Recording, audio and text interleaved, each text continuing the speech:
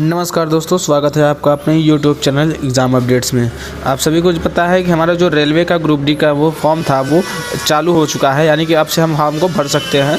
तो आज हम उसी के बारे में बात करने वाले हैं कि जब हम फॉर्म को अप्लाई करें तो उसके पहले हमें सीट्स की जानकारी होनी चाहिए कि जोन हम कौन सा सिलेक्ट करें और किस जोन में ज़्यादा वैकेंसी है, किस जोन में कम है और कौन कौन से सीट्स खाली हैं, यानी कि किस किस डिपार्टमेंट में खाली है। तो ठीक है दोस्तों, तो देखिए हमने एक पहले से ही बता चुके हैं, एक PDF को डाउनलोड कर लीजिए आप लोग। उसमें इंस्ट्रक्शन बताए गए हैं, ग्रुप डी के नोटिफिकेशन जो है उसमें सारी चीज़ें दी गई हैं डिटेल में, तो आप उसको डाउनलोड कर सकते हैं। लिंक में डिस्क्रिप्शन है, उसको अच्छे से पढ़िएगा, उसके बाद ही फॉर्म को अप्लाई करिएगा। तो चलिए मैं आपको एक बार फिर PDF पे दिखा देता हूँ कि क्या क्या चीज़ें दी गई हैं।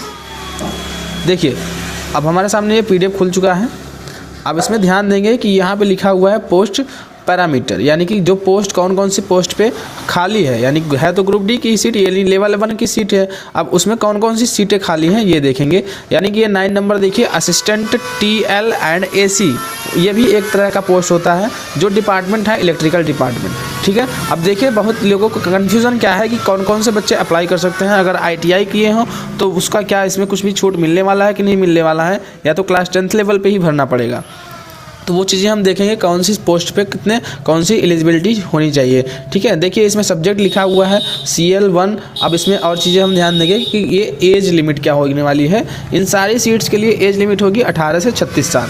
अब क्वालिफिकेशन देखेंगे, यहाँ पे क्वालिफिकेशन लिखा हुआ है कि यहाँ पे ध्यान देंगे कि 10 पास होने चाहिए और लिखा है, यानी कि या तो ITI होने चाहिए या तो इक्विवेलेंट और नेशनल अप्रेंटिसशिप सर्टिफिकेट, यानी वो अप्रेंटिसशिप होने चाहिए NCVT के अंतर्गत, ठीक है। या तो उनके पास क्लास 10th पास होने चाहिए, या तो ITI होनी चाहिए और या तो NCVT से अप्रेंटिसशिप होनी चाहिए, ठीक है। अब ये सारी सीट दी गई हैं, आप देख सकते हैं।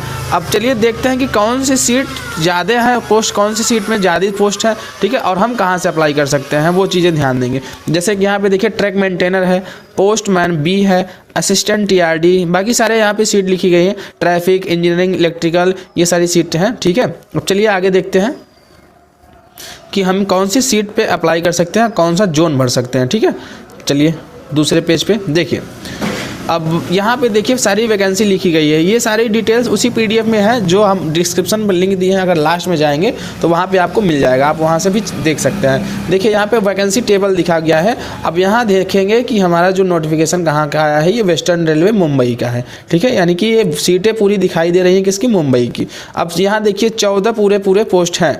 14 पोस्ट में से किन किन जगहों पे कौन कौन सा मतलब पोस्ट सीटें खाली हैं वो भी दिखाया गया है। देखिए असिस्टेंट ये दिया है, मान लीजिए इसका हम अगर चेक करेंगे तो ये है वेस्टर्न रेलवे, यानी कि WR। अब UR कैटेगरी यानी कि जनरल कैटेगरी का जो सीट है 180 है। SC कैटेगरी का कैंडिडेट है, यानी कि उसकी सीट है 69। अब ST कैंडिडेट की वो सीटें हैं वो 29। OBC के है 119, ठीक है। EWS की इसी तरह से सारी सीटें आपको दिखेंगे।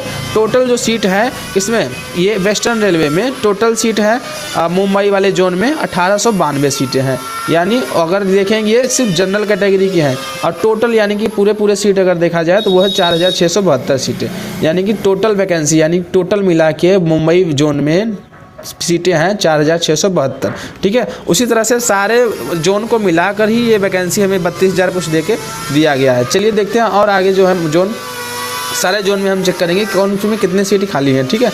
अब देखिए ये जयपुर में है। अब जयपुर में सीटें कितनी खाली हैं ये चेक कर लेंगे हम। देखिए यहाँ पे लास्ट में हम देखेंगे कि यहाँ पे जो है 1433 सीटें हैं किसमें, जयपुर में। आप यहाँ भी देख सकते हैं, इसको बोलते हैं नॉर्थ वेस्ट रेलवे, ठीक है, नॉर्थ वेस्टर्न रेलवे। आप इसी को चेक कर सकते हैं कि कौन सी सीट को हमें किस जगह से अप्लाई करना है, इलेक्ट्रिकल ब्रांच या ट्रैफिक इंजीनियरिंग जो भी हो, ठीक है। ज़्यादातर देखेंगे आप तो यहाँ पोस्टमैन B और ट्रैक मेंटेनर में ज़्यादा सीट होती हैं। जैसे देखिए यहाँ पे ट्रैक मेंटेनर में 456 सीटें दिखाई गई हैं। इसी तरह से अब चलिए आगे देखते हैं। यहाँ पे हुबली, यानी कि सबसे बड़ा जो प्लेटफॉर्म मतलब माना गया है वो हुबली जंक्शन ही कहा जाता है।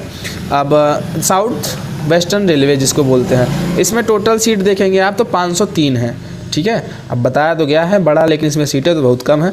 तो चलिए और आगे देखते हैं।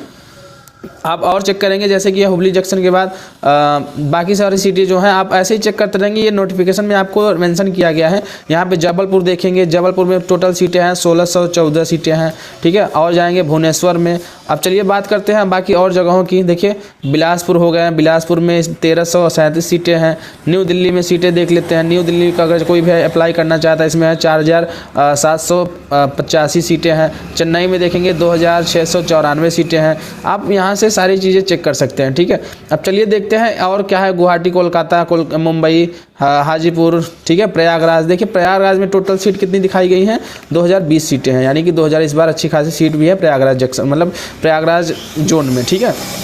अब देखिए कोलकाता में भी 1000 सीटें हैं, 1600 सिकंदराबाद, ऐसे ही सारे सीटें हम चेक कर लेंगे कि कितने कितने सीटें बताई गई हैं, ठीक है। अब हमने एक क्वालिफिकेशन के बारे में बात कर लिया है। अब देखिए फॉर्म को अप्लाई तो हो रहा है, लेकिन कई जो डॉक्यूमेंट्स हैं ना, वो डॉक्यूमेंट्स को लगाना ज़रूरी है, इंपॉर्टेंट भी है। अब वो डॉक्यूमेंट आप इसी में इंस्ट्रक्शन के दौर पर पढ़ सकते हैं। आप ये सभी देखेंगे फॉर्म क्या दिया हुआ है, तो ये सारे कास्ट के लिए है, डिक्लेरेशन फॉर्म है। EBC कैटेगरी के जैसे सेंट्रल कास्ट नहीं होता, वो सेंट्रल कास्ट के लिए, जैसे SC ST का देखिए सेंट्रल कास्ट होता है। इसको भरने के बाद ही इसके मोहर साइन होता है। देखिए स्टेट यूनियन टेरिटरी ऑफिस में सील सिग्नेचर वगैरह होने के बाद ये अपलोड किया जाता है, ठीक है।